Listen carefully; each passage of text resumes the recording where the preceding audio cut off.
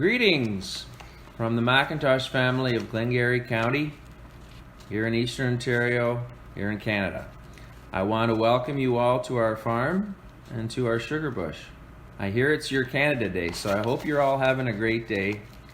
And so I'm going to give you a little story on maple syrup production here in Canada. And so I'll start off with the origins. When the first settlers came to Canada, they discovered that the native indigenous people of Upper and Lower Canada, these people were providing their people with unique sources of nutrition to their diets, and that being the production of corn.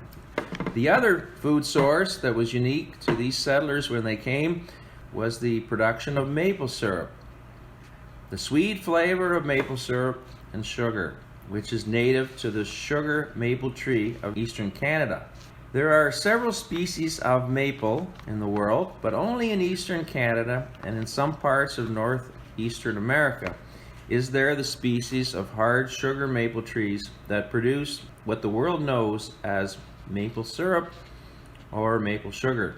These are also trees that create the very vibrant red and orange colors that are very famous here in Eastern Ontario and Western Quebec in the fall months. The actual sugar is made by the tree during the summer months and is stored as starch in the tree's roots. Then during the winter months, taps are inserted into the trees to harvest the sap. After the tap hole is drilled, a spout with either a bucket or hook or a tube, or we call a pipeline, is attached. Traditionally, buckets were used to gather the syrup, and the native indigenous people would drill a little hole in the tree, or actually would make a little notch in the tree with a sharp object and put a little wedge of wood in it so that the sap would come from the tree and go into a little bucket that they made to collect the sap.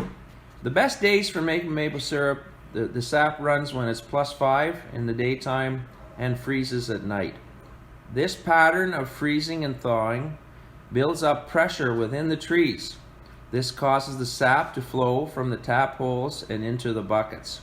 So it's stored in the roots and it goes up into the tree to bring life to the tree in the spring.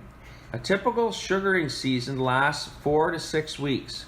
Buckets were traditionally gathered by hand and put into large tanks where some of the water then is sent over to an evaporator, and the water is removed from the sap to produce a richer syrup. I'd like to thank you for joining us on the tour of our sugar bush and our sugar barn. If you are ever in Canada, stop by and enjoy this unique experience that we have. So have a great Canada Day, everyone.